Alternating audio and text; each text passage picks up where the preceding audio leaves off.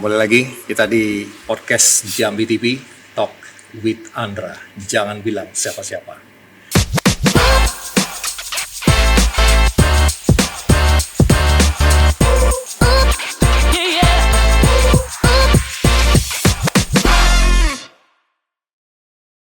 Kali ini di episode kali ini kita juga kehadiran bintang tamu yang kita akan ajak ngobrol-ngobrol, yang mana ini juga mungkin ya sedikit memberikan informasi buat kita semua untuk mengenai kalau boleh katakan hukum lah ya. Nah, ini juga langsung aja sudah hadir ini yang memang sudah dinanti-nantikan ini. Ini ada Bang Tommy Permana. Apa kabar ini Bang Tommy? Sehat Bang. Sehat ya. Sehat. Senang kalau sehat ini. Berasa ringan semuanya. Apalagi udah request kopi. Nah ini bisa panjang nih. Oke. Nah Bang Tommy, kalau lebih enaknya dipanggil Bang Tommy aja. Ya, boleh. Nah ini Bang Tommy ini juga adalah dari lembaga atau boleh kita kenal yaitu LPSK, Lembaga Perlindungan Saksi Korban. Betul ya? Betul. Ya? Oke, berarti Bang ini baru nih datang ke Jambi nih. Kalau ke Jambi nih udah mungkin ke 4, ke 5. Berarti bolak-balik ya? Bolak-balik. Di Jakarta. Jakarta. Wah. Ini tentunya pasti udah hafal lah kota Jambi ya, Bang. Oh, ya lumayan hafal. Udah ngerasain kopinya enak ya. Udah, barusan tadi tuh. Ini ada lagi. Iya. Dan tentunya tadi kita di awal aku juga udah sempat sedikit menyinggung mengenai ya hukum. Yang mana kita juga di masyarakat ini juga perlu nih Bang Tommy untuk ya memberikan sedikit mengenai informasi seputaran dunia hukum, khususnya yang berkaitan dengan LPSK. Nah, LPSK ini yaitu Lembaga Perlindungan Saksi Korban ya. Jadi dari kata-katanya sudah jelas bahwa dilindungi. Ya, cuman seperti apa? Nah, ini yang harus ditanyakan nih ke Bang Tommy-nya biar lebih paham lagi nih Bang Tommy. Nah, tentunya juga kita pengen tahu, mungkin Bang Tommy juga bisa menjelaskan secara singkat aja apa itu LPSK. Ya mungkin banyak juga nih yang penonton belum tahu nih, belum familiar, terutama di Jambi nih Bang Tommy. Ya, LPSK itu apa? Mungkin selama ini hanya nonton di televisi atau lihat di berita seperti itu Bang Tommy ya. Nah, jadi mungkin juga sekaligus tugas utamanya yang mana ini menurut Undang-Undang Nomor 31 Tahun 2014. Ya, betul ya? Betul. Ya. Oke, mungkin bisa dijelaskan sedikit nih Bang Tommy nih. Oke, makasih Bang Adane kesempatannya. Ya. Manis dan kental sesuai kopi. Cuma manisnya sih bukan dari kopi ya. Bukan dari kopi. Karena dari suasana kita ini manis. Kirain dari gue. Oke. Iya. Jadi memang LPSK itu bisa dikatakan nih anak bungsu reformasi. Oh gitu ya. Jadi LPSK ini lahir awalnya dari Undang-Undang 13 tahun 2006 tentang perlindungan saksi dan korban. Kemudian 2014 ada revisi, muncullah Undang-Undang 31 2014. Oke. Di revisi ini saya jelaskan ini menguatkan terkait dengan kewenangan LPSK. Oh begitu. Jadi diperkuat lagi. Diperkuat kewenangannya. Karena kalau bicara perlindungan itu ada dua sebenarnya. Apa itu? Ada pemenuhan hak dan pemulihan. Nah, dua kata kunci ini yang akhirnya kita kuatkan di Undang-Undang 31 2014. Lalu mungkin banyak masyarakat bertanya, apa sih tugas LPSK? Ngapain sih LPSK? Itu dia. Pertama ya LPSK ini untuk memberikan perlindungan kepada saksi dan korban tindak pidana. Tadi saya bilang perlindungan ada dua, pemulihan dan pemenuhan. Nah, tindak pidana apa aja sih yang bisa dilindungi oleh LPSK?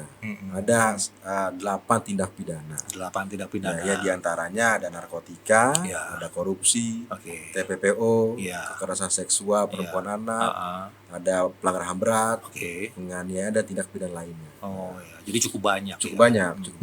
Jadi itulah tindak pidana yang bisa diberikan perlindungan oleh negara melalui LPSK.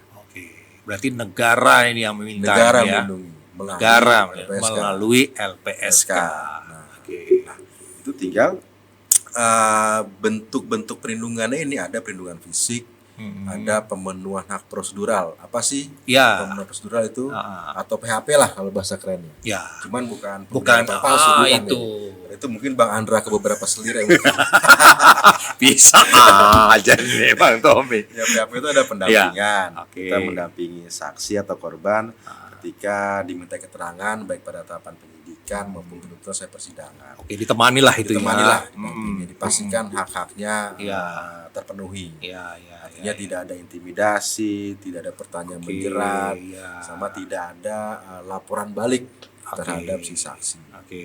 Lalu berikutnya ini bantuan medis psikologis. Kalau korban luka kita pulihkan, termasuk kejiwaannya. Ada restitusi dan kompensasi. Sebenarnya kalau mau bahas ini cukup panjang. Cuman garis besarnya restitusi itu adalah ganti kerugian yang diberikan pelaku kepada korban. Kalau kompensasi adalah ganti kerugian yang diberikan oleh negara kepada korban. Seperti itu. Itulah. Apakah ini sama dengan kewenangan LPSK dalam memberi perlindungan kepada saksi dan korban ini? Betul. Jadi setiap saksi korban itu dia bisa mendapatkan hak-hak itu sesuai dengan kebutuhannya. Gitu ya. Kalau dia memang ada ancaman, kita kasih perlindungan fisik. Kalau dia butuh rehab psikologis, kita kasih rehab psikologis. Tapi terutama pasti ada keterangan dulu dari si korban. Betul. Memang kan beberapa syaratnya. Pertama ya pasti mesti ada laporan kepolisian.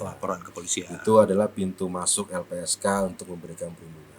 Itulah salah satunya. Lalu sifat penting keterangan. Nah, ini kan sebenarnya kita mengacu pada pasal 28 ayat 1 nih. Jadi saksi dan korban itu dapat diberikan perlindungan. Dengan memenuhi unsur salah satunya sifat penting keterangan. Terus rekam jejaknya sama terkait dengan dampak medis maupun psikologis. Jadi yang selama ini mungkin yang kita ketahui Bang Tommy, perlindungan dari korban itu kan yang diketahui selama ini ya pengacara seperti itu ya Bang Tommy ya. Ya didampingi oleh siapa? Pengacara gitu. Jadi kan diserahkan ke semua pengacara. Tapi ternyata ini ada negara yang yaitu melalui LPSK ini untuk perlindungannya seperti itu. Nah, kalau Bang Tommy sendiri di LPSK ini khususnya di bidang apa ini, Bang Tommy? Saya kebetulan dipercaya sebagai tenaga ahli LPSK pada Biro Pemenuhan Hak Saksi dan Korban. Di biro inilah, yang melakukan tugas-tugas perlindungan dan pemulihan untuk bantuan medis psikologis. Seperti itu. Jadi ya tim lapangan lah.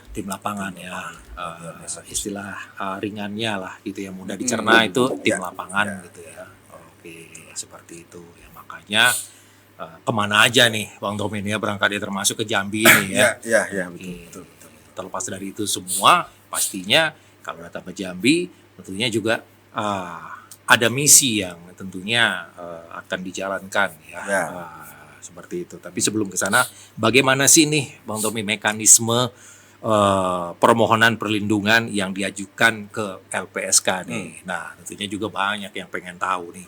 Bagaimana nih? Ya mungkin secara ini aja. Secara umum ya. Kalau detail panjang lagi. Saya udah bisa nebak itu. Ya, panjang lagi. Harus ini kampus yang mengundang. Oh iya. Buat kuliah umum ya. Simpelnya begini. Ketika orang ingin mengajukan permohonan perlindungan kepada LPSK, ya pertama tadi tindak pidananya ada tindak pidana tertentu yang menjadi kewenangan LPSK untuk memberikan perlindungan. Satu ya, tadi saya sampaikan di awal kan. Lalu ada namanya syarat formil dan material. Formil pertama ada identitas si pemohon atau saksi atau korban. Yang kedua ada laporan kepolisian. Ya. Karena ini untuk menjustifikasi bahwa proses hukumnya berjalan atau ada proses hukumnya. Ada. Lalu yang ketiga kronologisnya.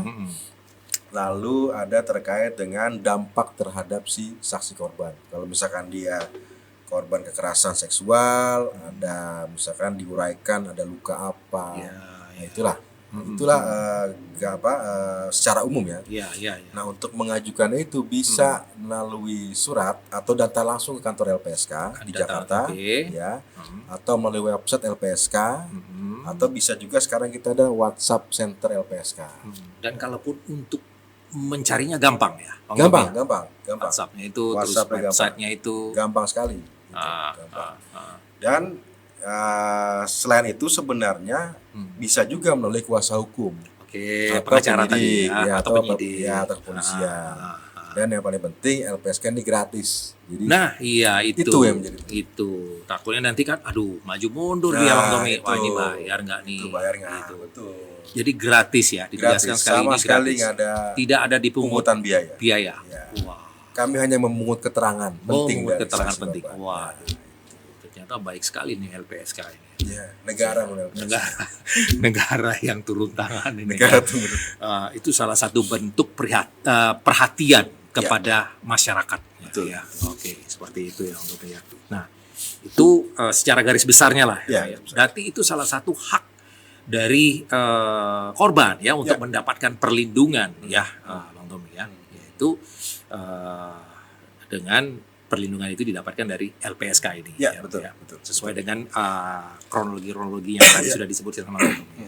Nah, tentunya pastinya ada boleh dikatakan program perlindungan. Nah, ini apa aja nih program perlindungan yang disediakan oleh LPSK untuk saksi korban itu sendiri? Ya, tadi ada perlindungan fisik.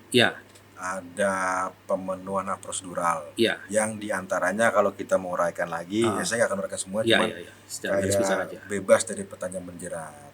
Hak untuk mendapatkan informasi perkembangan penanganan perkara. Berarti di sini tidak ada unsur tekanan gitu? Tidak ada intimidasi karena belajar dari kenapa adanya undang-undang LPSK ini, atau kenapa adanya lembaga perlindungan saksi korban ini karena zaman dulu. Sebelum 98 mungkin banyak orang diperiksa sebagai saksi ditekan, disuruh ngaku, mungkin dipaksa begitu. Mungkin ada yang digencet meja kakinya. Jadinya ngeri ya kan. Nah, selain itu ada lagi tadi bantuan medis, ada psikologis. Nah, bantuan medis ini contohnya apa nih, Bang Tommy? Apakah pada saat dia cedera atau apa dia akan diobati atau bagaimana? Seperti itu ya? Ya, jadi ketika orang menjadi korban tindak pidana maka akan ada luka yang dialami. Baik itu luka fisik maupun luka mental. Nah, untuk fisiknya itulah kita kasih pengobatan. Apalagi nih, kita tahu nih ya tidak semua korban tindak pidana kan di-cover oleh BPJS Kesehatan. Betul. Termasuk kayak tadi kan kayak kekerasan seksual, akhirnya kan dialihkan ke itu double itu Bang, trauma mental, psikis. Betul.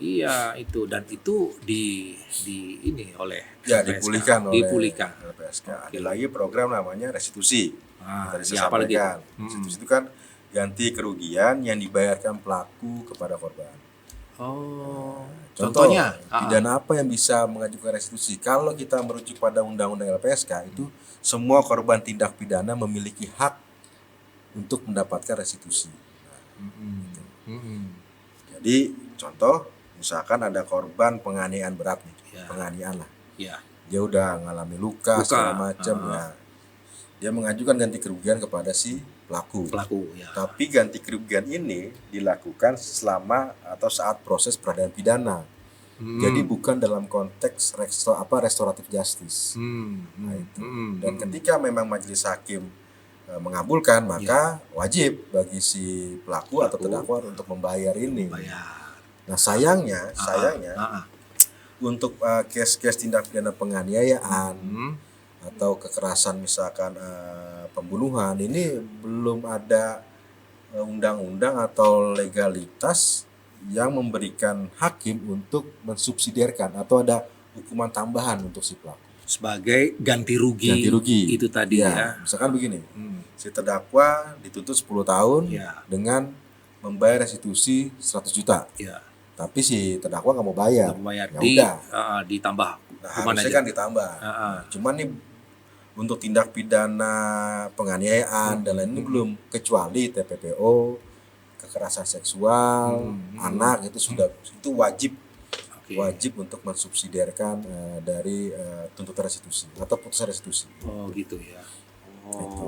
Itu ya soal restitusi kompensasi. Kalau kompensasi ya negara yang membayar ganti kerugian kepada korban. Contohnya korban pelanggaran HAM berat, 6566 itulah ya. Nah, ada lagi sebenarnya banyak program perlindungan LPSK. Ada namanya rehabilitasi psikososial. Psikososial ini kan memulihkan kembali keadaan atau kondisi sosial si korban. Misalkan dia karena tindak pidana nggak bisa sekolah, akhirnya negara melalui LPSK membantu dia untuk dapat sekolah kembali, tentu dengan bekerja sama dengan para pihak, dengan Pemda, Pemprov. Dan apakah itu semua berjalan? Berjalan, alhamdulillah. Tidak ada kesulitan atau hambatan apapun. Hambatan yang terlalu ini enggak lah. Tidak ya. Hanya teknis-teknis saja. Tapi semuanya berjalan. Alhamdulillah. Akhirnya hak mereka juga bisa terpenuhi. Seperti itu. Oke, ya itu yang paling penting sih Bang. Ya, itu ya tadilah berkat peran dari LPSK tadi. Dan ada lagi yang paling penting, itu? Program LPSK itu terkait dengan penghargaan kepada saksi pelaku bekerja sama. Oh, ada penghargaan juga. Justice kolaborator. Dengan hal bisa dibilang hal baru mungkin di hukum pidana kita tuh hal baru. Saksi pelaku bekerja sama itu. Itu kan ada penanganan khusus, ada juga penghargaan. Jadi ada diberikan penghargaan juga ya? Ya. Ini boleh nih jelasin nih? Iya, boleh. Kalau nggak boleh saya pulang nih. Jangan dong, waduh. Ini Bang Tobi mudah ngambek juga. Jadi ketika orang menjadi saksi pelaku bekerja sama, memang case-case-nya ini kita sangat kita sortir betul-betul lah. Ada tindak pidana yang menjadi atensi kami korupsi, narkotika, TPPO. Walaupun ada yang lain, cuman yang tiga paling inilah menonjol tiga ini.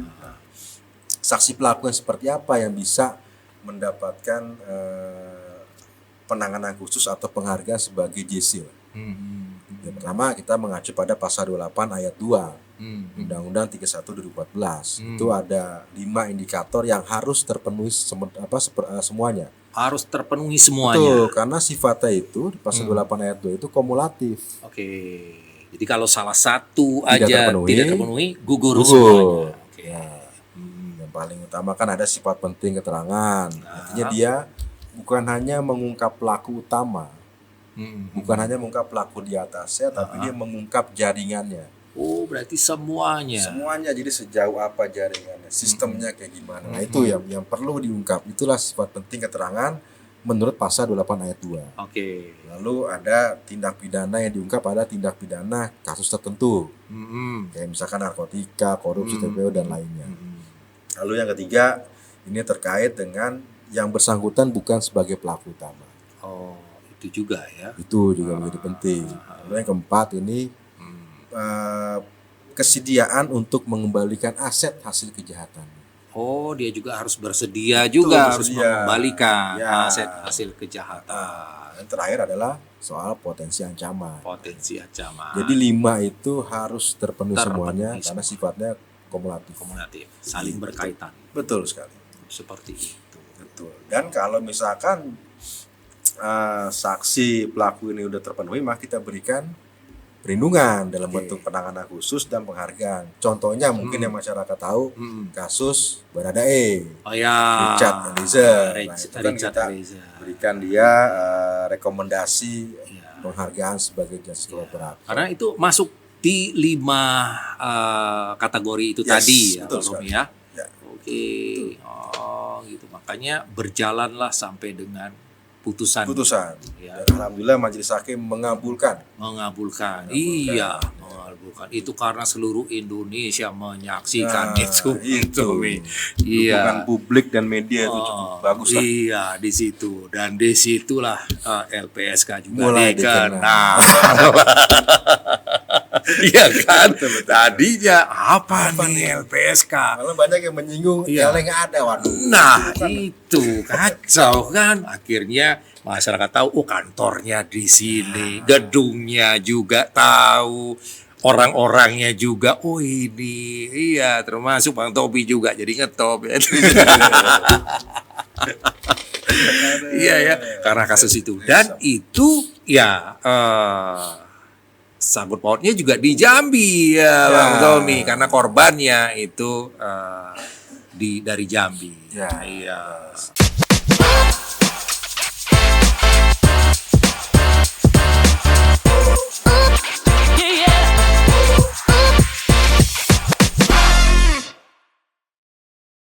Ya, jadi di Jambi ini kita kemarin itu melindungi saksi pelaku. Mungkin ya warga Jambi tahu lah, sempat heboh juga di tingkat nasional, kasus narkotika kan. Ini kan kita lindungi, berjalannya waktu, kita juga memiliki kewenangan untuk melakukan evaluasi. Ini juga mengacu ke peraturan pemerintah nomor 24 tahun 2025 tentang justice kolaborator. Kita memiliki kewenangan untuk melakukan evaluasi. Hasil evaluasi tersebut, kami di LPSK memutuskan untuk menghentikan terhadap 2 saksi pelaku yang sempat kemarin kami berikan rekomendasi. Karena apa? Karena tadi sampaikan yang 28 ayat 2-nya itu tidak terpenuhi secara keseluruhan. Jadi gugur lah. Memang sangat disayangkan. Kami harapan, ayo dong buka siapa sih gitu kan. Karena nggak mungkin nih nggak ada lagi nih di atas dia. Karena nggak mungkin nih cuma segini aja yang terlibat. Pasti tanda kutip ada oknum nih. Kan gitu. Ya, seperti itu. Nah, itu kasus yang sedang berjalan saat ini ya, Tom, ya. Dan masih berjalan. Ya. Oke, ya. Itu salah satu peran dari LPSK.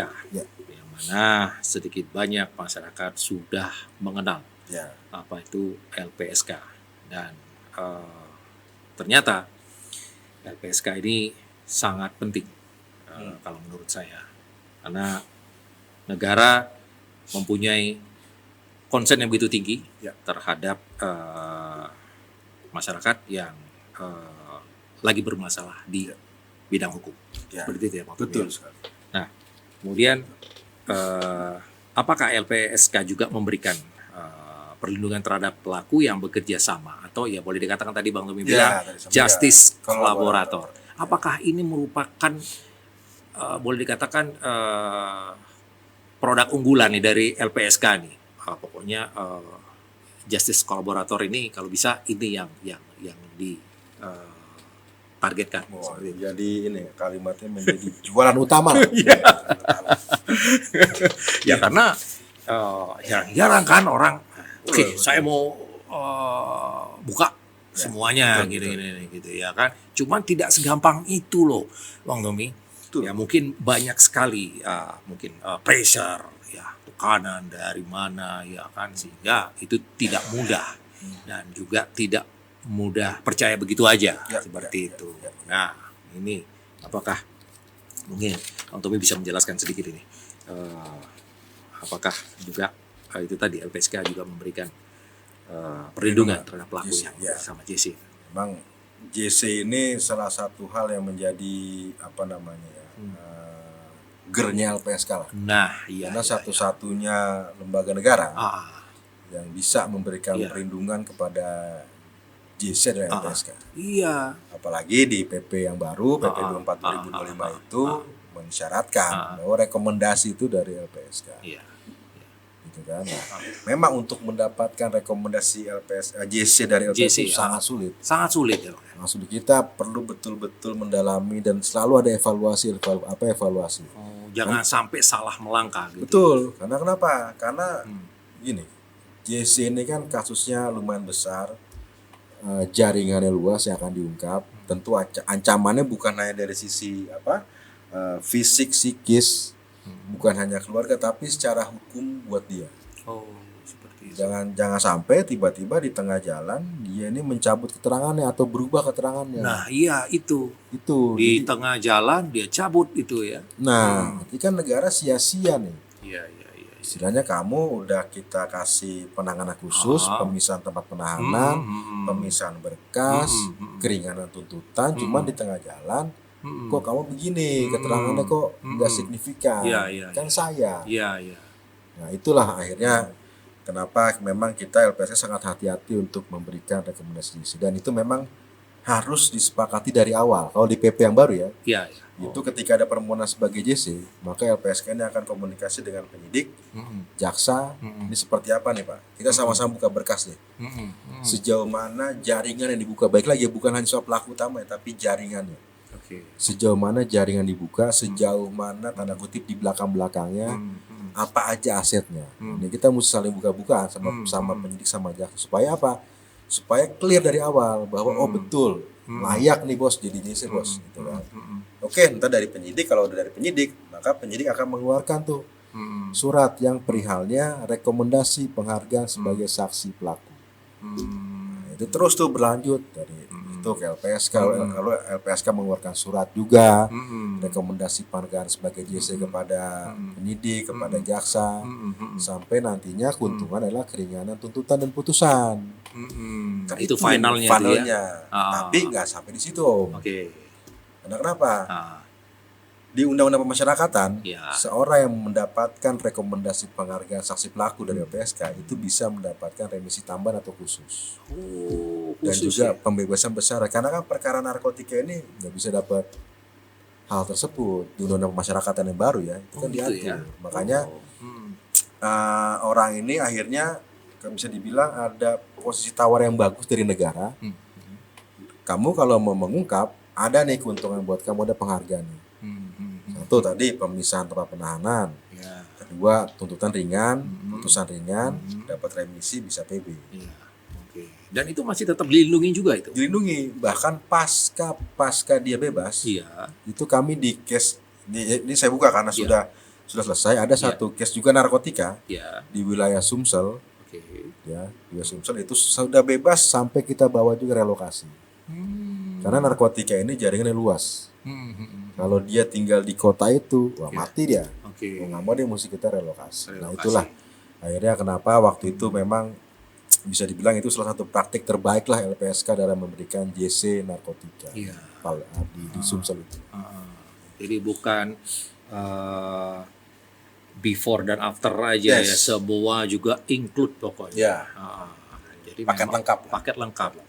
Jadi ini boleh dikatakan ini spesial paket ini nih. Karena memang kalau dengar dari Bang Tommy bilang seperti itu kayaknya gampang, tapi pelaksanaannya ini sangat sulit dan pastinya begitu banyak sekali tekanan-tekanan yang didapatkan oleh LPSK.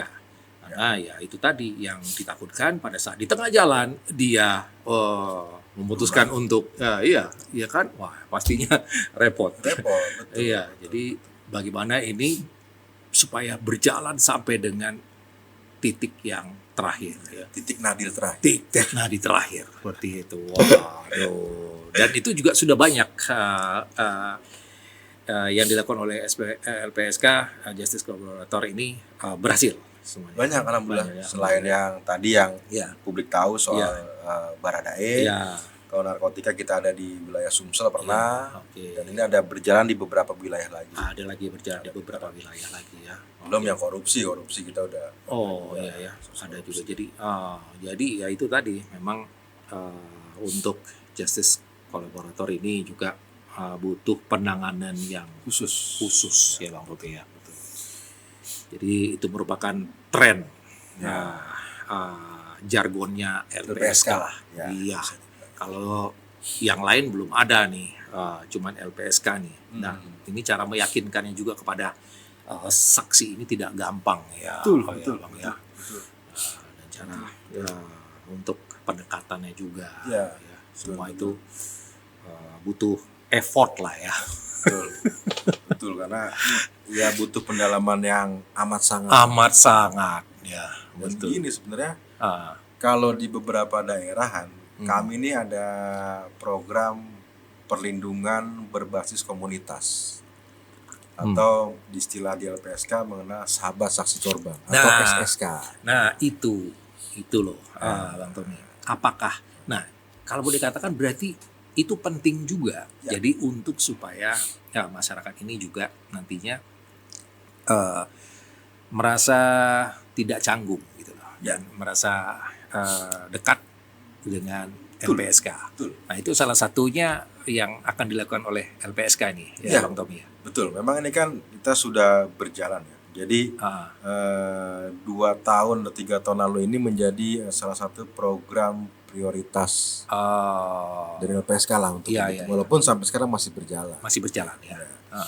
Jadi ini dibuat karena kita melihat nih yang paham kondisi tanda kutip ya sosial budaya itu kan kawan-kawan di lokal, kami di daerah, betul di daerah itu kan.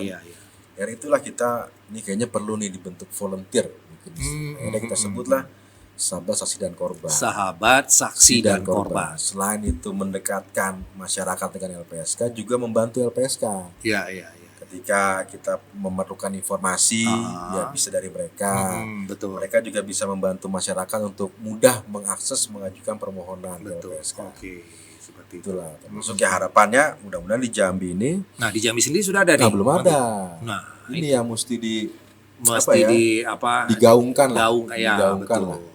Digaungkan karena jujur ya saya waktu ke Jambi itu di 2021 menangani kasus yang lumayan viral di Sarolangun itu kan, pembunuhan itu kan, nah itu belum ada volunteer atau jaringan kan masih kurang lah. Wah itu kebayang dong. Kebayang kan. Sulitnya bagaimana untuk mendapatkan informasi. Nah itu dia. Butuh waktu kan. Kalau ada SSC kan lebih mudah. Lebih cepat. Betul. Nah kapan itu kiranya Bang Tumi untuk diwujudkan itu tuh apa tadi sahabat saksi dan korban. Saksi dan korban untuk di Jambi sendiri nih. Ya kalau saya sih ini pribadi ya. Ya mungkin juga harapan-harapan lembaga secepat mungkin. Karena di setiap daerah ternyata butuh loh. Jadi kemarin kan saya di Jambi bertemulah dengan beberapa kawan-kawan. Ternyata memang butuh nih. Ternyata mereka juga ini antusias kan artinya apa memang perlu butuh nih.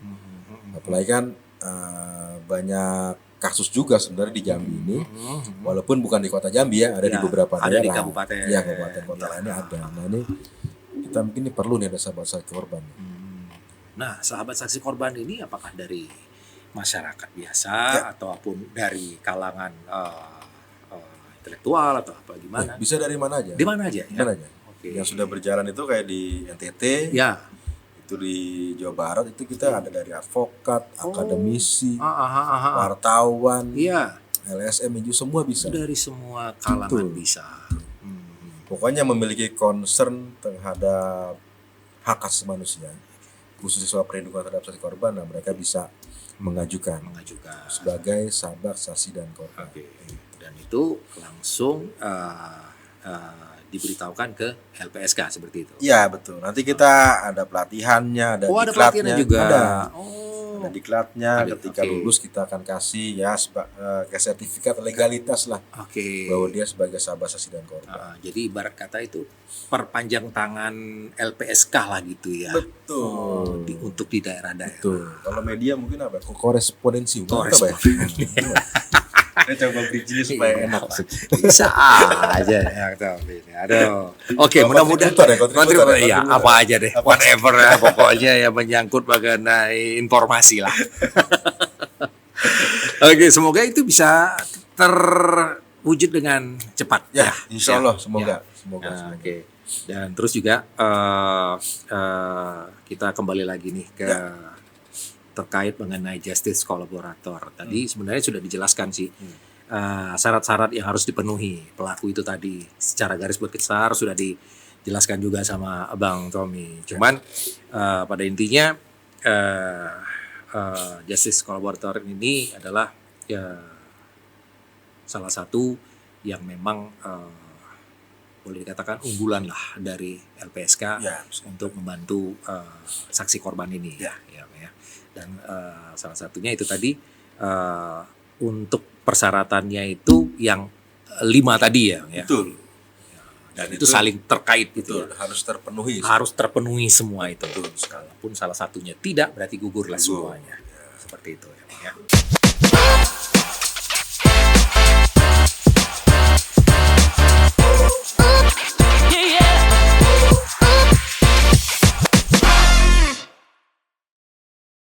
Ini juga mengenai evaluasi. Jadi bagaimana ini, Bang Tommy, proses evaluasi LPSK terhadap rekomendasi sebagai justice kolaborator. Ya, pasti ada nih ya kan untuk dilakukan semacam kayak evaluasi dari prosesnya ini. Betul. Apakah sulit atau gimana ini? Ya, evaluasi ya memang waktunya ini, karena kita juga setiap pemeriksaan atau setiap proses peradilan itu kita mengikuti, maka kita akan tahu keterangan yang bersangkutan ini apa dari awal, gitu kan? Dari awal apa nih kita ikutin. Kalau misalkan anggaplah 4 terpenuhi nih, tinggal 1 nih soal sifat penting keterangannya. Oh, dia tahu nih pelaku utamanya, cuma tahu nggak jaringannya. Ketika kita baca berkas di BAP nggak ada nih. Iya. Cuman dia mungkin ngasih clue, saya gini-gini. Kita tunggu nih. Tunggu kok nggak dibuka-buka gitu kan. Dia tahu apa enggak sih? Nanti itu tim yang selalu mendampingi akan mereport kepada tim di LPSK di Jakarta. Nah, kamilah bagian analisis untuk menentukan ini kayaknya sifat pentingnya nggak ada. Oh, seperti itu. Jadi ditambah lagi ya bukti pendukungnya lainnya. Iya. Berarti kalaupun si saksi korban ini tidak mau berbicara, tidak mau mengatakan dia, tapi dari bukti-bukti yang ada, yang dilihat, dan itu nanti ada analisanya ya terakhir ya. Betul. Ya, betul ya. Ya, betul. Menganalisa. Betul. Oh, ternyata dia begini, gitu ya. Betul. Oh, kalaupun dia misalkan dia, Pak, saya sengaja misalkan. Saya sengaja tidak akan menuangkan di BAP, tapi saya akan menyampaikan nanti di sidang. Oke, seperti itu. Ada juga seperti itu. Ada. Dan memang benar pada saat sidang dia disampaikan. Ada juga yang tiba-tiba telat. Iya. Karena kita kayaknya nggak mungkin benar dugaan kami kan, diceritain kan. Nah, kalau benar dugaan itu akan diteruskan. Enggak, kita hentikan. Dihentikan. Makanya sebelum dia bersaksi nih, kita udah analisa nih. Ya, dia analisa dulu. Dia layak atau tidak ya. Kayaknya dia nggak mungkin nih. Diskusi dengan tim analisa. Misalkan 90% dia tidak akan mungkin mengungkap jaringannya. Oke, hentikan. Kita pantau sidangnya. Iya, nggak dibuka. Tapi kita tidak bantu dia. Karena kan sudah. Karena kita analisa tadi kayaknya Nah, itu. Proses analisa itu memang cukup panjang. Ya, banyak indikator-indikator yang tim mesti penuhi, kalau enggak salah analisa selesai kan. Betul. Kasihan juga ya. Waduh, meleset analisa saya. Iya, benar juga. Makanya jadi LPSK ini juga tidak memaksa saksi korban untuk mengaku atau berbicara. Ya. Karena ada tim analisanya, analisisnya sendiri. Dia menganalisa dari bukti-bukti yang ada.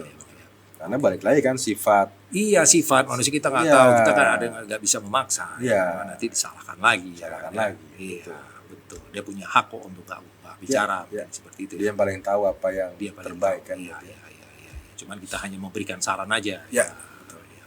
Hanya cuma kamu nih yang bisa membongkar atau membuka, ya kan seperti itu. Iya. Oke. Berarti ini segala macam karakter nih ada nih di LPSK ini, Bang ya. Dari yang mengenai psikologisnya, orang-orang yang mengerti ini ada semua ya. Lengkap lah. Tentunya juga tidak terlepas dari yang namanya ada kendala di situ, Bang Tommy ya, pastinya. Yang mana apa nih kendala yang sering dihadapi LPSK dalam melaksanakan tugas perlindungan saksi dan korban ini, Bang? Kalau bicara kendala diurain panjang, singkat aja. Iya, betul. Ini saya merasa diintimidasi ya. Singkat. Kalau kendala mungkin ada pasti banyak ya.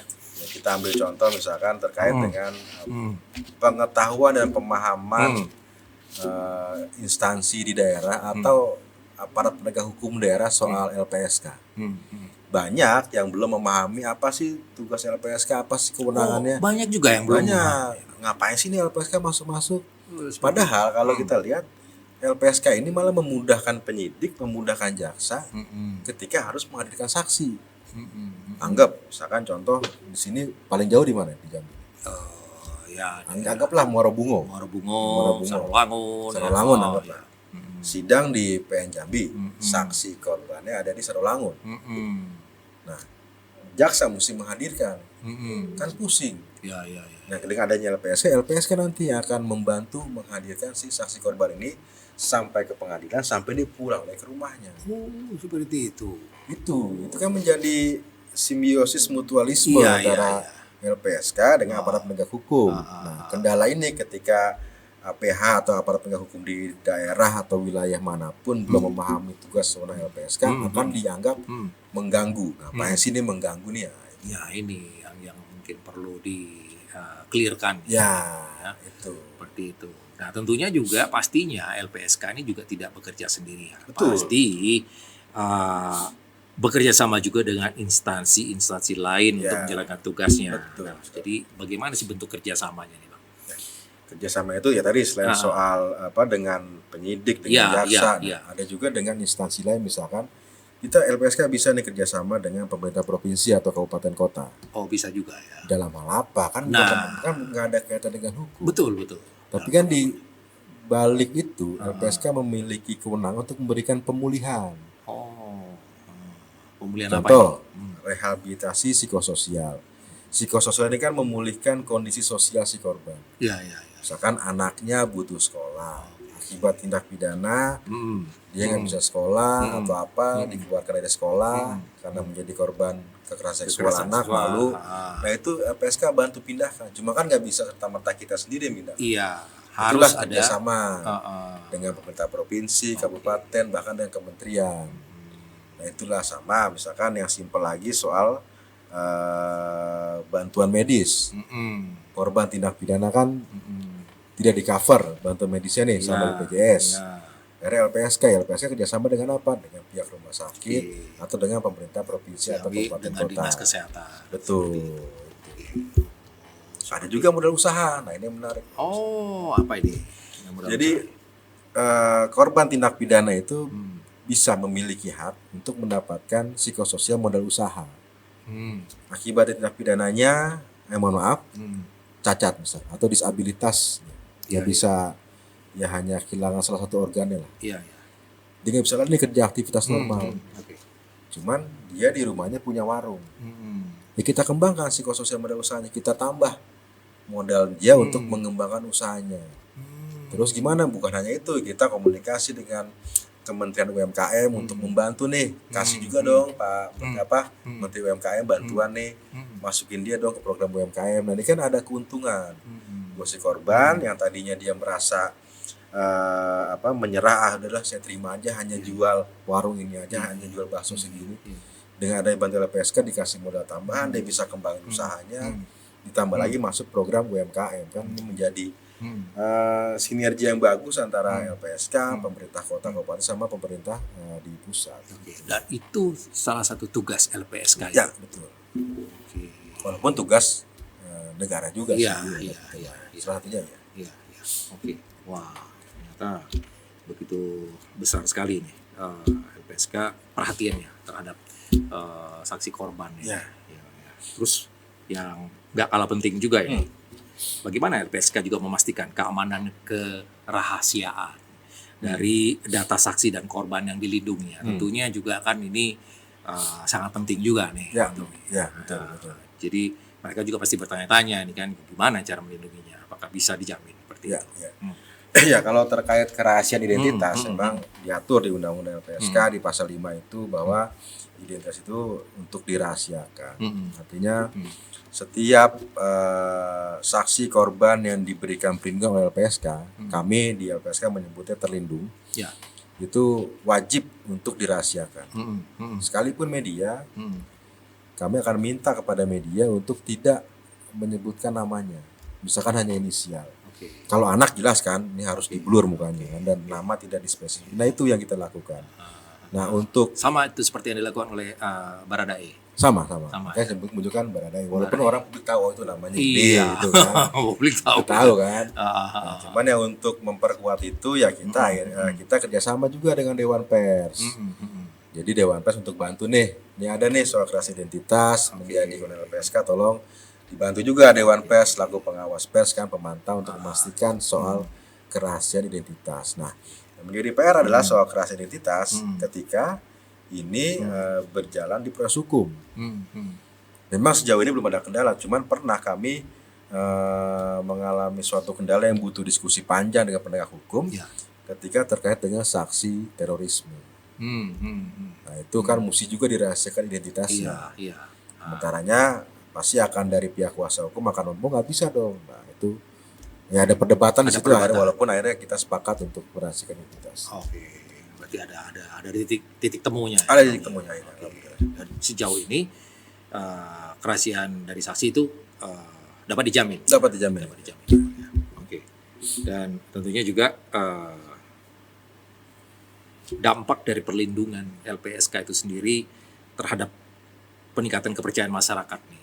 Itu yang paling penting, peningkatan masyarakat pada sistem peradilan. Karena ya masyarakat ini juga mungkin banyak juga nih kepercayaannya sudah mulai agak sedikit menurun Bang Tommy. Kasus-kasus yang sudah ada. Nah, ini bagaimana nih dampak perlindungan LPSK sendiri terhadap peningkatan kepercayaan masyarakat itu? Ya, alhamdulillahnya gini. Alhamdulillahnya di laporan tentang LPSK tahun kemarin itu, jadi permohonan ke LPSK itu meningkat kurang lebih 120%. Jadi terjadi peningkatan ya? Peningkatan. Di atas 100%.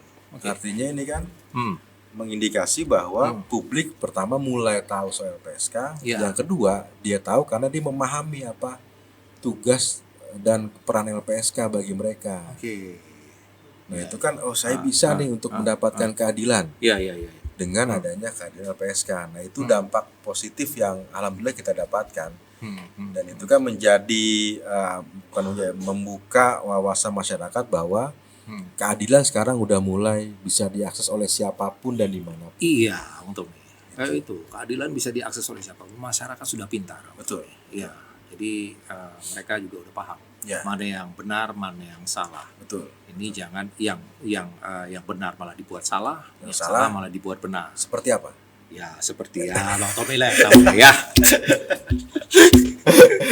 Karena sekarang ini teknologi sudah canggih, teknologi digital, sosmed sudah sekali klik sudah langsung tersebar dan sudah banyak yang tahu dengan cepat Bang Tommy, seperti itu. Nah itulah masyarakat yang kita sebut netizen itu tadi. Jadi mereka lebih tahu.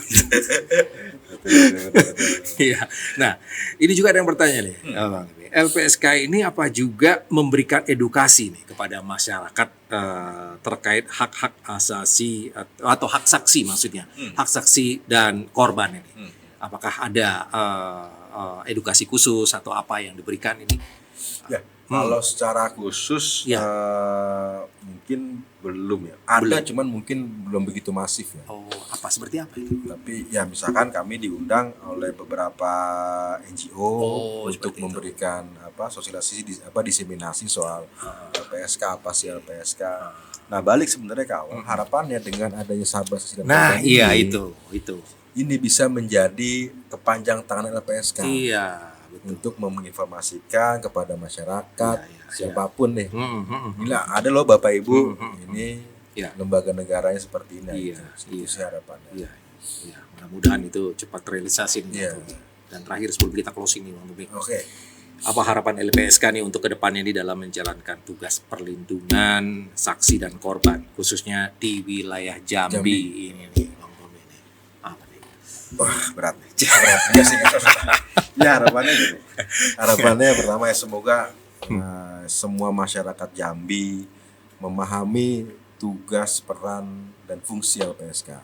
Ya itu yang paling penting. Yang kedua mulai aware lah bahwa keadilan itu bisa diperoleh oleh semua orang. Ya, ya. Bukan hanya oleh tanda kutip pihak-pihak tertentu aja nih. Jadi keadilan itu adalah hak segala bangsa. Nah, itu kan Oh. menjalankan amanah undang-undang. Iya, iya. Memang untuk menjalankan amanah itu perlu proses. Nah, harapannya dengan adanya kami di setiap daerah, baik itu melalui LPSK perwakilan ataupun melalui sahabat saksi dan korban, bisa memudahkan akses masyarakat untuk keadilan. Iya. Nah, lalu terakhir ya, semoga dari kawan-kawan masyarakat Jambi, baik itu kantor mahasiswa, advokat, LBH, bisa mengajukan untuk menjadi sahabat saksi dan korban LPSK. Oke. Baik, kalau begitu semoga ini bisa terwujud sahabat dan saksi LPSK di Jambi. Bang ya. Oke, baik. Sekali lagi terima kasih banyak ini. Sama-sama Bang Tommy Permana, perwakilan dari LPSK Pusat yang sudah mau berbagi informasi mengenai LPSK kepada podcast Jambi TV Talk with Andra saat ini, yang mana tentunya kita juga harus melek hukum karena itu adalah hak kita untuk mendapatkan hukum sebagaimana mestinya, sebaik mungkin. Semoga bermanfaat. Kita jumpa lagi di program selanjutnya, masih di podcast Jambi TV Talk with Andra. Jangan bilang siapa-siapa. Sampai jumpa. Terima kasih. Terima kasih. Ngopi dulu, Pak.